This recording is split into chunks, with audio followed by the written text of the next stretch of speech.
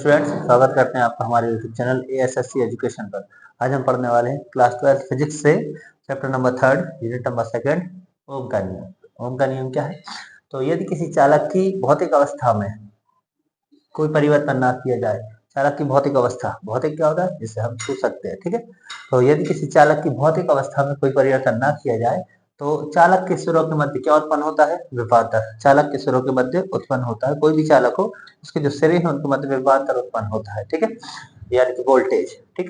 तो यदि किसी चालक की भौतिक अवस्था में कोई परिवर्तन ना किया जाए तो चालक के सिरों के मध्य उत्पन्न विभवांतर उसमें प्रवाहित धारा के अनुक्रमानुपाती होता है। अनुक्रमानुपाती का मतलब क्या होता है? यदि एक राशि का मान बढ़ता है तो दूसरी राशि का मान भी बढ़ता जाता है, यानी कि चालक के सिरों के मध्य उत्पन्न विभवांतर जो है धारा के अनुक्रमानुपाती होता है। यानी कि यदि विभवांतर का मान बढ़ता है या फिर यदि धारा का मान बढ़ता है तो विभवांतर का मान भी बढ़ता जाता है, ठीक है। तो यदि किसी चालक की भौतिक अवस्था में कोई परिवर्तन न किया जाए तो चालक के सिरों के मध्य उत्पन्न विभवांतर उसमें प्रवाहित धारा के अनुक्रमानुपाती होता है। यदि चालक के सिरों के मध्य उत्पन्न विभवांतर क्या होता है? भी, एवं चालक में प्रवाहित धारा क्या है? आई हो, तो धारा तो आई होती है, विभवांतर क्या है? भी। तो हम जैसे जैसे धारा का मान बढ़ाते जाएंगे तो वोल्टेज का मान भी क्या होता जाता है? बढ़ता जाता है, ठीक है। यानी कि यदि धारा का मान कम होता जाता है तो वोल्टेज का मान भी क्या होता जाता है? कम होता जाता है। इसी को कहते हैं अनुक्रमानुपाती होना, यानी कि अनुक्रम में होना, समानुपात भी कह सकते हैं इसको। यदि एक राशि का मान बढ़ता है तो दूसरी राशि का मान भी बढ़ जाता है, यदि एक राशि का मान कम होता है तो दूसरी राशि का मान भी कम हो जाता है। तो क्या होगा? विभवांतर भी और धारा आई है तो होगा भी अनुक्रमानुपाती आई। अब हम इसको सॉल्व करते हैं तो क्या किया जाता है? अनुक्रमानुपाती हटाकर एक कोई नियतांक लिया जाता है। तो पहले लगता है बराबर, v बराबर आर आई, या इसको लग सकते हैं v बराबर आई आर। यही क्या है? ओम का नियम है।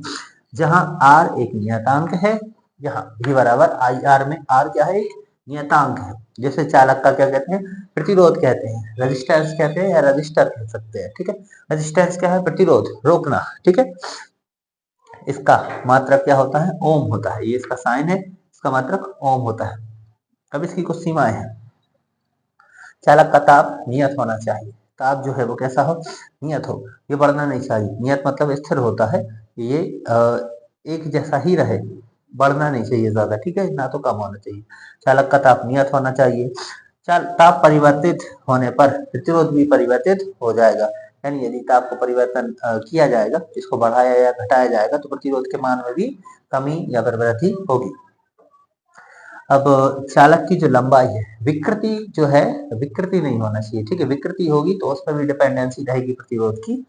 तो चालक की जो लंबाई है, कितना भी लंबा दिया हुआ है, अनुप्रस्थ काट का जो क्षेत्रफल है, ठीक है, एवं आयतन, इसमें परिवर्तन होने पर प्रतिरोध भी कैसा? परिवर्तित हो ही जाएगा, जाहिर है। यदि लंबाई बढ़ा दी जाए, क्षेत्रफल बढ़ जाए, आयतन कुछ भी अगर बढ़ता है तो प्रतिरोध के मान में भी परिवर्तन हो जाता है।